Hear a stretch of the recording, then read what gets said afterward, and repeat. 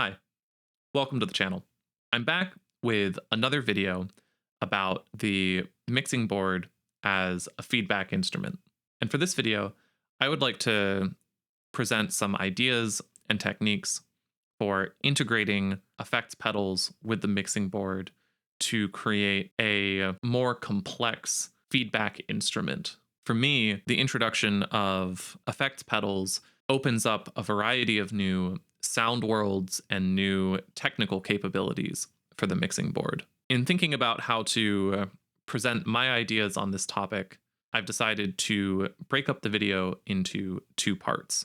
This first video is going to talk about time-based effects, things like delay and reverb that leave trails or accumulate lag over time in the feedback process. The second video is going to focus on wave-based effects, things that process the waveform in the present moment without these trails left behind. Things like fuzz and distortion, phasers, a consideration of a variety of other types of effects processors. The ideas that I'm discussing here and the techniques that I will be demonstrating build on the core set of techniques that I've been developing for my approach to the mixing board as a feedback instrument.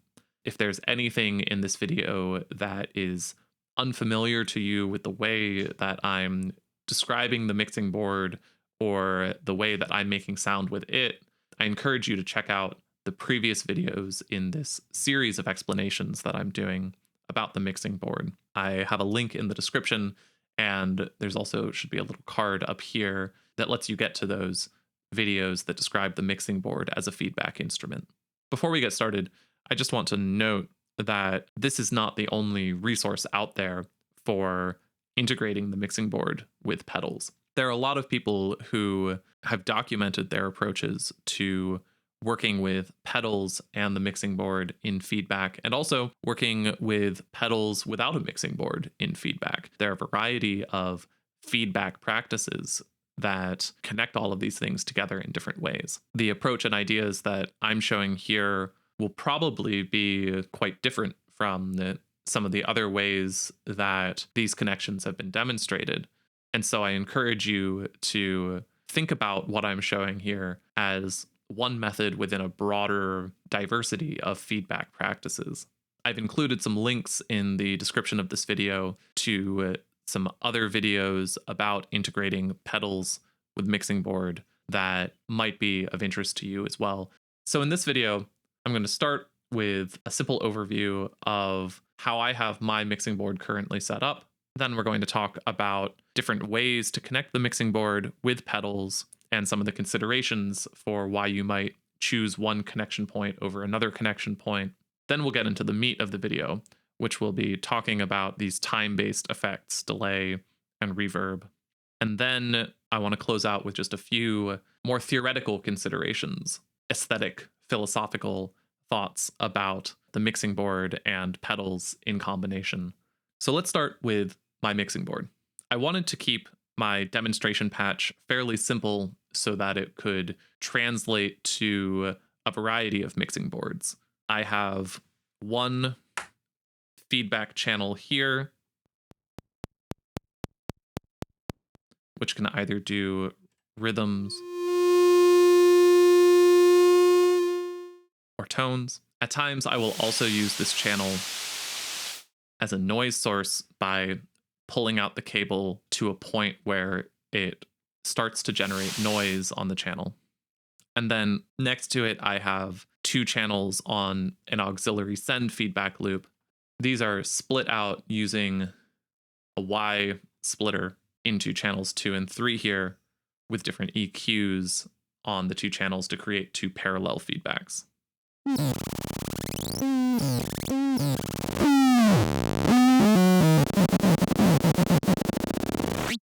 You can, of course, patch up as much complexity of feedback on the mixing board as your mixing board will permit, but I thought I would keep it fairly focused for my demonstrations today.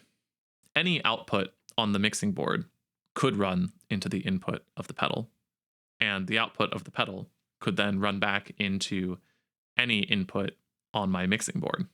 But for me, I like being able to construct a very modular type of setup where I can create very contained, organized loops of feedback.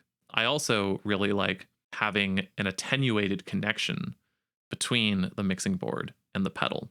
There are certain unattenuated outputs on the mixing board, and you could slam the pedal with one of those, but fairly quickly you'll lose the nuance of the two devices in feedback together, and you'll mostly just be listening to the sound of slamming too hot of a signal into your pedal.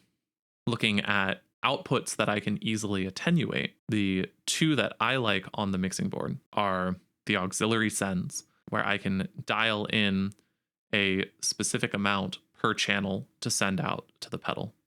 And also the control room submix output. On my mixing board, it has a dedicated fader here, and I can assign any source into the submix using the solo buttons or by assigning the mute Alt-3-4 channels to the submix using the source matrix here. If your mixing board doesn't have a control room submix, or if you don't even have an auxiliary send, or perhaps you're using your single auxiliary send for the fun core mixing board things, another option that you can consider is using one of the stereo outputs of your mixing board and adjusting the panning on the channels to control how much of each signal is going to your pedal.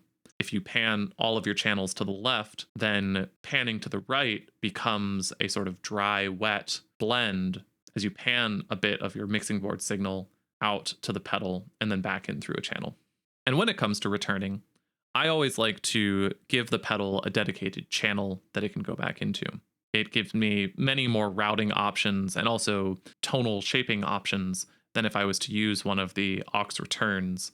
And so I think it's always worth giving the pedal a full channel on the mixing board to fully integrate it back into a complex feedback loop.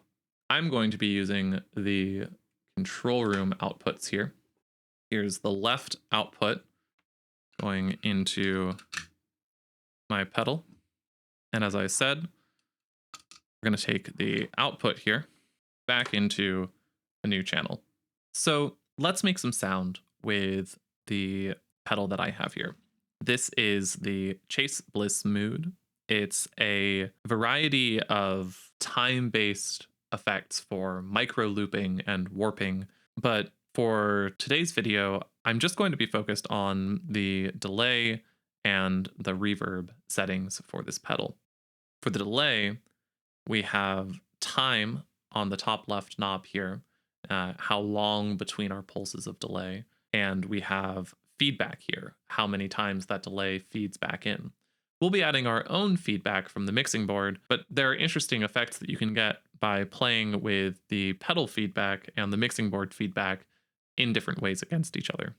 We have a dry wet knob here. I'm going to be running this all the way wet so that we're getting just the full effect signal. There are cases where you might want to use a mix of the dry and wet signal, but I find that the dry feedback loop can overwhelm the sound of the effect and feedback, and so I often am working with a fully wet signal. For the most basic feedback loop here, I'm going to take my channel that the pedal is on.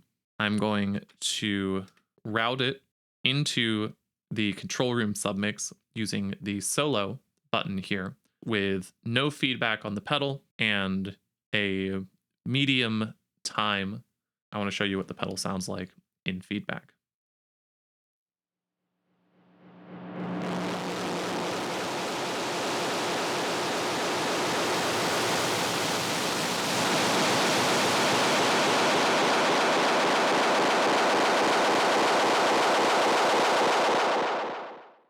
As I manipulate the time knob, listen how the delay responds.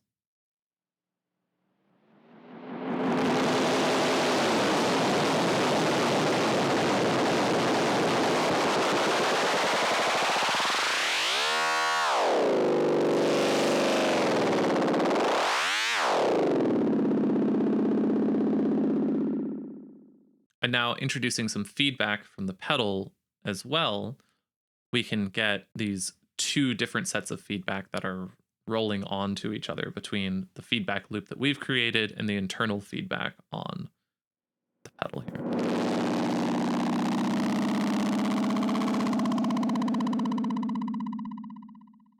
One thing that I really like about introducing feedback from the pedal is that now, because we have this fader right before our input, we can introduce something into the pedal and then bring this back down, and it will continue to trail out after we have pulled back the input to the feedback loop, because we have the output to the feedback loop here still up in an amplified state.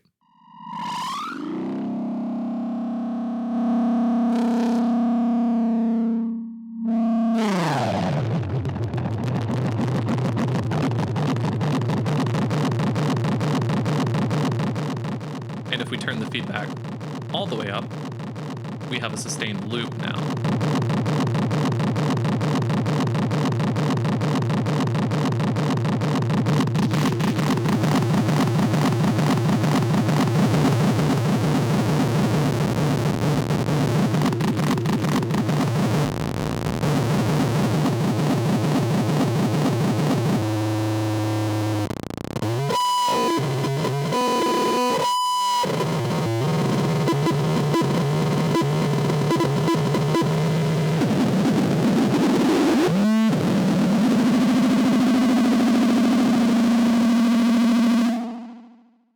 Because we're feeding the output of the pedal into this aux1 feedback loop using the aux1 send here, the feedback that we're getting here is being kicked around and influenced by the contents of the pedal.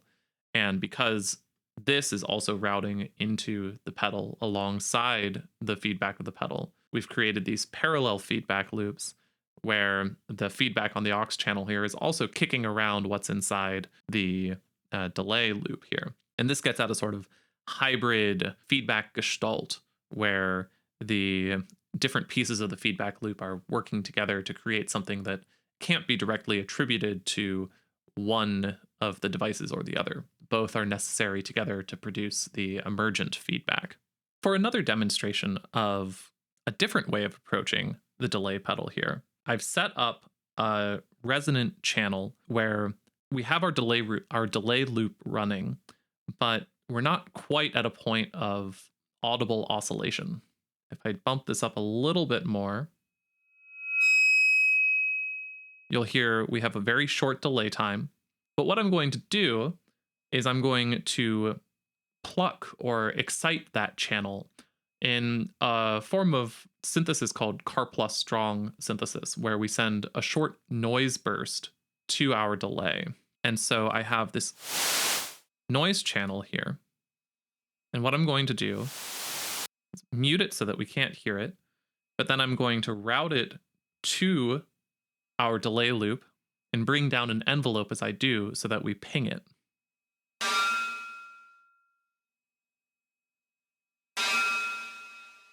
I'm going to adjust the length of the delay, the time of it.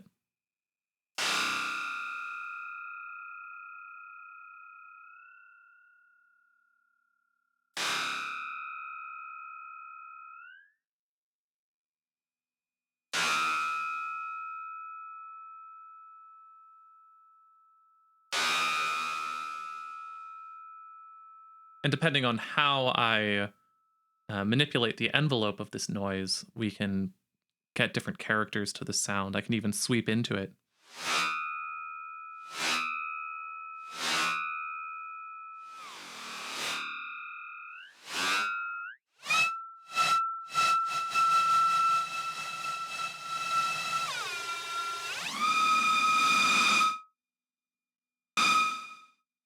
Some really lovely sound design work that we can do with the delay pedal and sending a noise burst to it through a channel on the mixing board. I also find these noise effects very playable on their own by sweeping the time knob.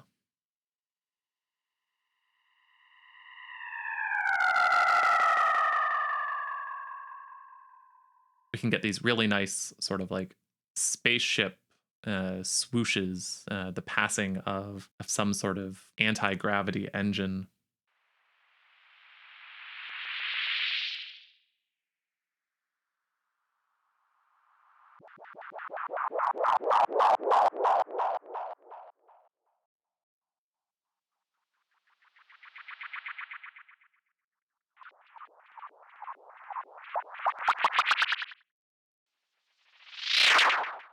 Let's look at some reverb effects. So I'm flipping the switch from delay over to reverb on the mood. Now let's go ahead and listen to just the pedal in feedback.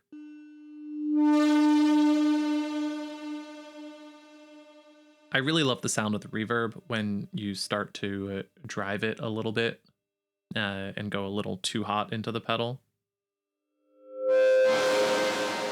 You can get some really nice sort of just like crashing sounds out of it. And depending on how you swing into it, you can get something from a sweep up to a big crash. I'm going to make this a little bit shorter. More really just like fun sound design stuff here.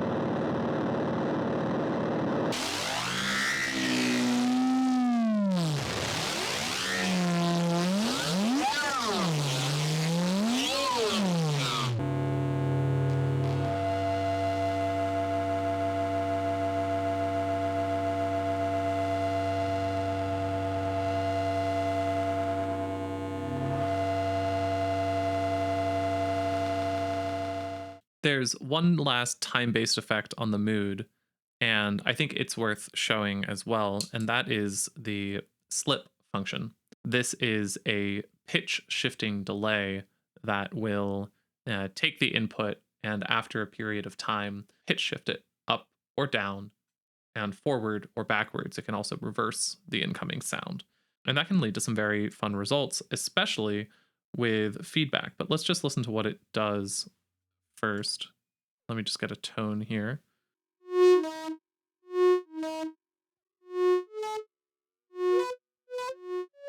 When we add feedback, we get recursive pitch shifting.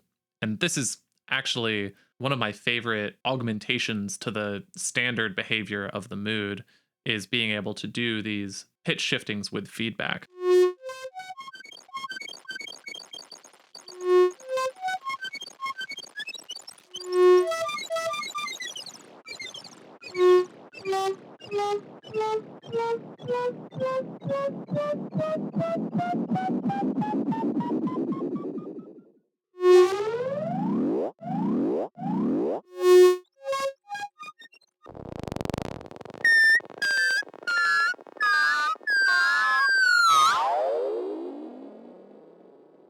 You can get some really silly sounds with recursive pitch shifting. Something that's really helpful for this when we're shifting the pitch so much is the EQ for each separate pass through can really shape the way that it behaves over time.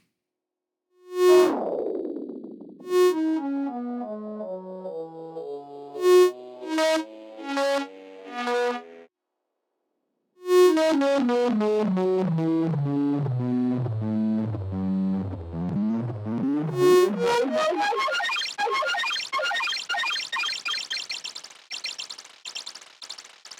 the amount of feedback, the decay on that feedback chain, also can make a big difference.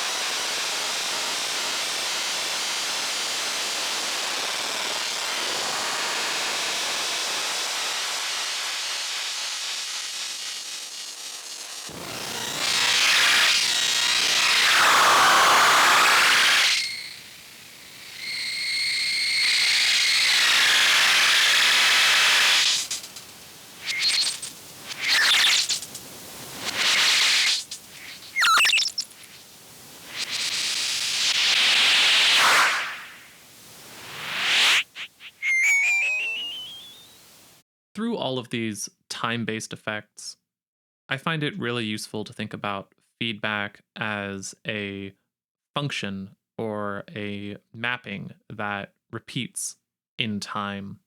It's a time series where at T1 you have something going into your feedback loop and it processes the sound, and then you have an output from that function. And then at T2, you take this new output, you put it back into your input, get an output. T3, you repeat. And you think about how your input transforms or maps to a new output with each recursive pass through your feedback function. I think the pitch shifter is a really good example of this, where at T1, you have a sound at one pitch, and then it comes out at perhaps a higher pitch, and then it goes back in at this new higher pitch, and it comes out at an even higher pitch. The special thing with delay and reverb is that they don't only produce an output, they hang on to a memory of the input, which even if you put nothing in on the next time step, they still emit something. This is that lag that I'm talking about, that accumulation of state or memory in your feedback function. When that feedback function connects into other feedback functions, it branches, it joins back together, it transforms in different ways. You have a level of complexity that you can no longer reason over formulaically. You can no longer describe the function. This complexity, I think we can think of as our feedback gestalt, that when we talk about something being greater than the sum of its parts, we might understand that to be that the complexity of the interrelationships between elements has become too complex to describe. This is the mythical feedback hybrid sound of a multi-device system where everything is working together. This has been my sort of approach to these pedals and a demonstration of the way that I found sound within them. That's not the only way to make sound with a setup like this. Other approaches are totally valid. You can bring more pedals into the mix to increase complexity. You can create more disordered routings between the components of your mixing board or of a larger hybrid system. If you're making the sound that you want to be making, then you're not doing it wrong. As I mentioned at the top of this video, I have some links to other resources that present other approaches, other experiences combining pedals with the mixing board together. And I hope that those are also useful to you as you're thinking about how you're bringing things together to make the sounds that you want to make. I hope that you find your sound. I hope that you find your method of making it. And I hope that you make music with that approach as you develop it. Part 2 of this series is coming soon, and I hope you will enjoy it.